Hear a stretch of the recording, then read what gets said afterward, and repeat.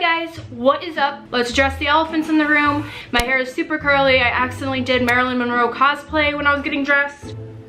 I don't know what this is. I don't know. Anyway, the lighting in here sucks. So this is going to be an extremely fun month on my channel. I mean, fingers crossed, if it goes right, if everything goes smoothly, this is gonna be a really fun month on my channel. So this month, I have decided I am renaming September. Wait for it. Serptember.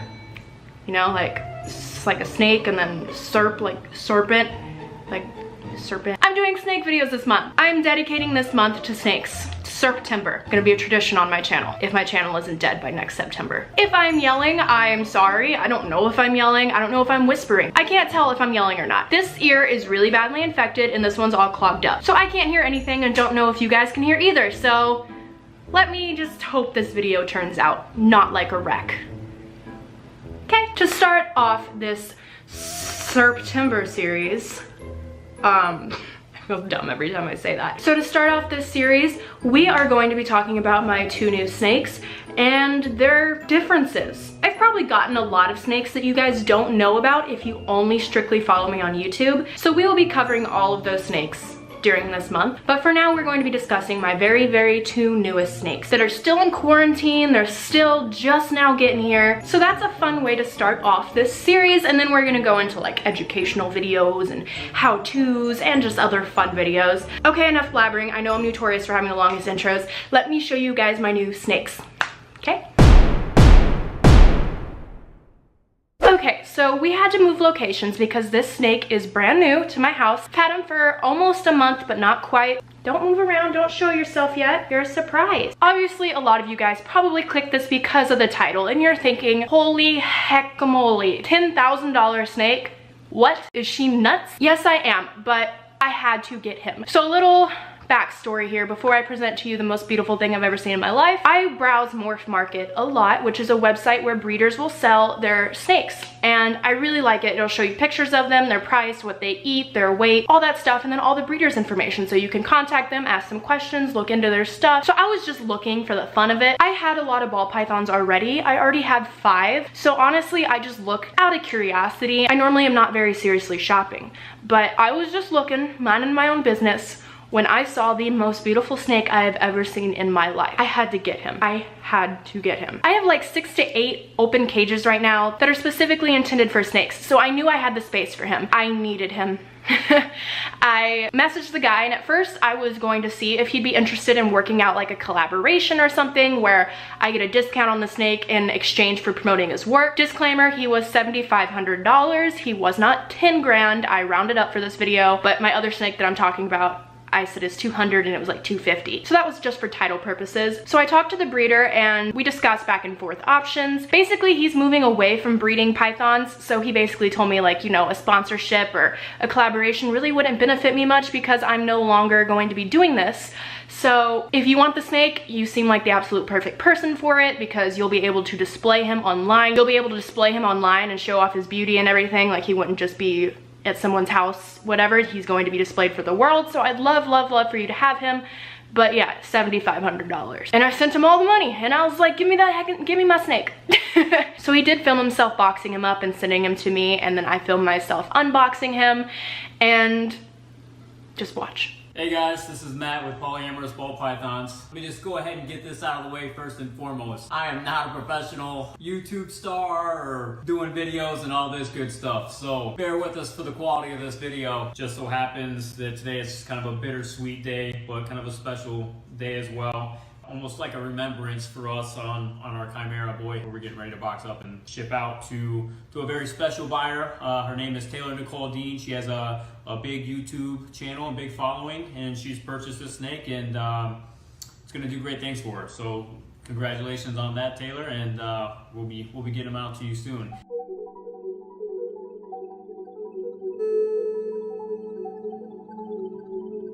Okay, so I just got a knock at the door, and here we have my non-venomous. I'm awake! Anyway, here we have the beautiful little baby. So I'm so anxious to open this. Let's go. Okay, I'm so nervous. I don't know why I'm nervous. Like, I've wanted him for so long. So what if, like, I open it and he's just dead? So we have a little note here from the seller. He's telling me he hates me. Just kidding. He says, thank you for your patience with the process. It's been great working with you and we hope we can do it again sometime. And I got him from Polyamorous Ball Pythons. I can't speak. Oh, that's cute. There's two little pythons. Okay, I've been waiting too long. All right, here we have a bag. Let's open it. Now for the moment of truth. Oh my God, you're beautiful.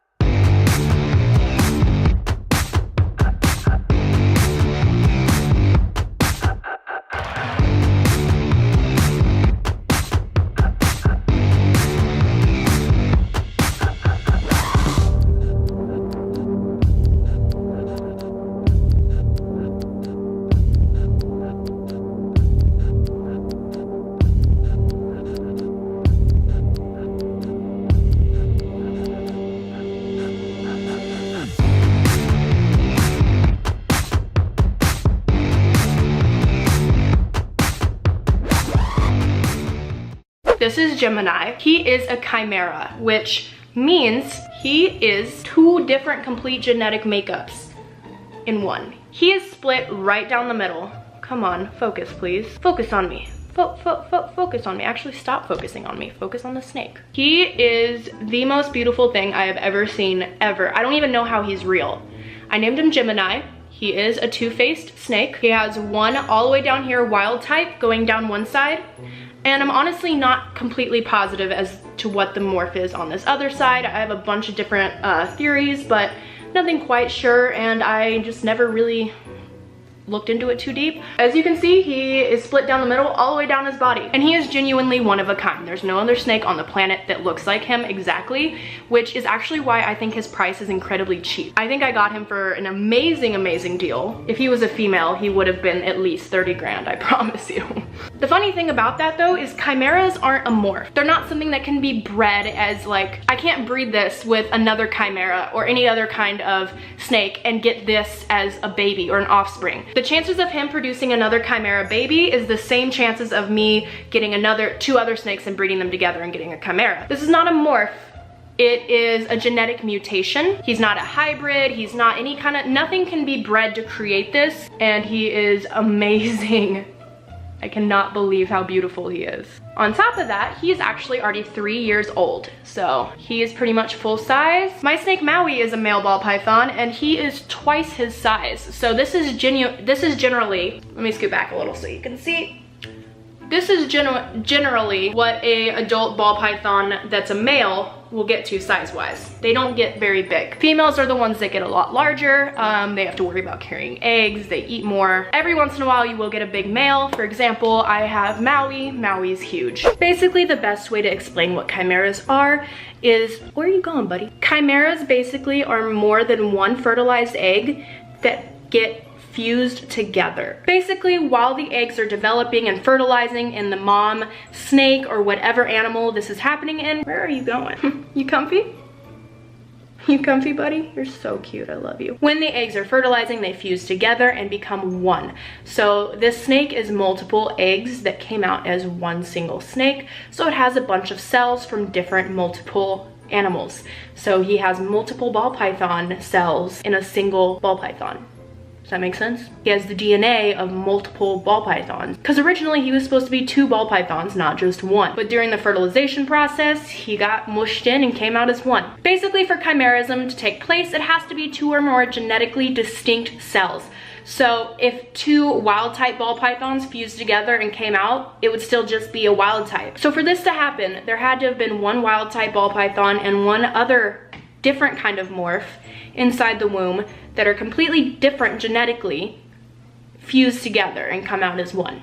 So that's what's really wild about it. Now, people do sometimes actually go in and make it happen for research or for whatever. I know people do it with axolotls very commonly to sell them, because axolotls can regrow anything. You cut off their, arm, the arm grows back. That's not the case that happens with snake breeding. This is all just chance. Thank you so much to Polyamorous Ball Pythons for letting me be the person to purchase this snake. I know there are so many people on the internet that were interested, that wanted it, because it really is a 1 in a million chance of getting a chimera. This exact one is one in a ever. Anyway, let's move on to my second new snake. Probably forgot that I had it by now, but let's go. All right, so my second new snake was a whopping $250, I believe, which by comparison was nothing, but love her equally. This one is a female, and she is my very first. She is a Sumatran short-tail python. These guys are very closely related to Borneo short-tail pythons and blood pythons, but they are not the same. They all belong to the same family, but the subspecies are minorly different. But it is important to recognize the differences so people don't continue to breed them and make hybrids out of them. It's important to recognize that they're all their own individual. And if you would like a pure Sumatran short-tail, you have to know what you have. So you don't try to breed them with bloods or Borneos. So these guys are from the island of Sumatra. These Sumatran short-tails are from the southern and western parts of the island, while their close related relative, the Borneo, is not from that same area. Short-tailed pythons are also found in Malaysia and Thailand, and some recognizing traits about them is one, their incredibly short tail, which you might be asking, you know, isn't a snake just all tail? But it's not. The tail starts where the vent is, which is basically their butt. It's right there. So as you can see, very short tail. Now, I didn't even tell you guys her beautiful name yet. This is a female. What are you doing? And her name is Duck. Duck, what are you doing? Someone actually suggested this on my Twitter and I cracked up laughing, but then I noticed, you know, it looks like she has a little duck bill. It looks like she has a little duck bill on her, and it's adorable. I've been wanting to name some animals after the Land Before Time movie, and there's Ducky in Land Before Time. So I thought, you know what? I'm naming her Duck. One of my favorite things is the way that she smells. You see her little tongue? An interesting fact about snakes, I know a lot of you guys know that they smell with their tongue, but I don't know if you exactly know how it works. Snakes actually have an extra organ in their body called the Jacobson's organ. Now, these pronged tongues, they actually go out in the air, collect air particles, and then they insert the two prongs on the roof of their mouth into this little hole, which then sends all of that information to the Jacobson's organ, which can tell the snake what is in the area, and they're able to identify smells. So that's just an interesting fact if you guys don't know about how snakes smell.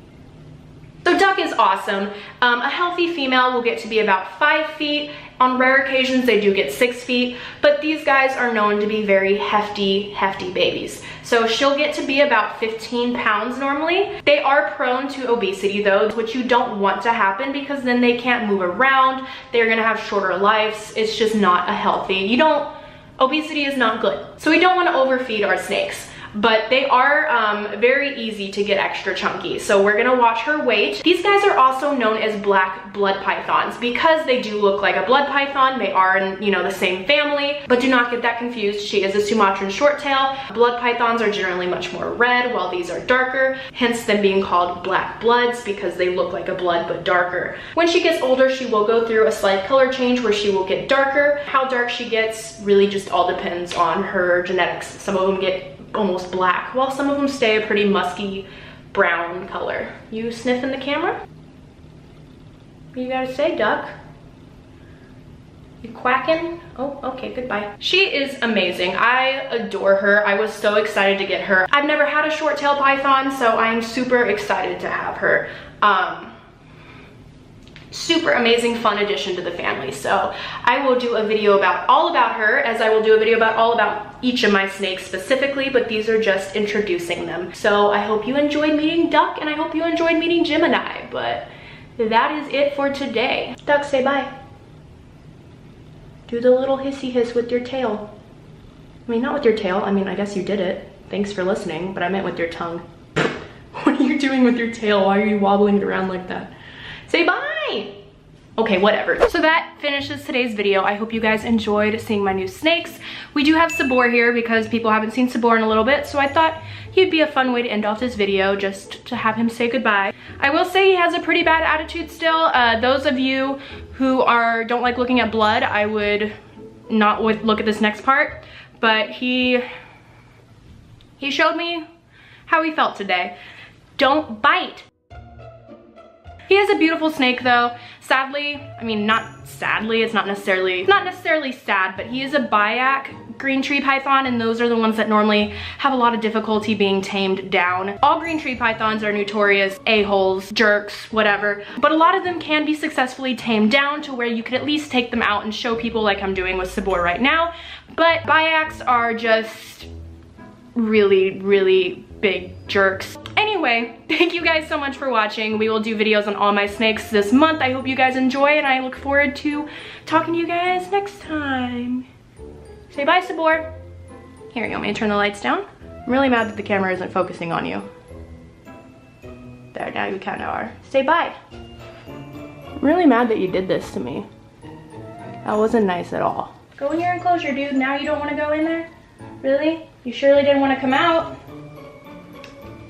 Go ahead. Go slither away. There you go, baby. What a good, mean Sabor. Okay, bye. Gotta go clean my hand. Love snakes.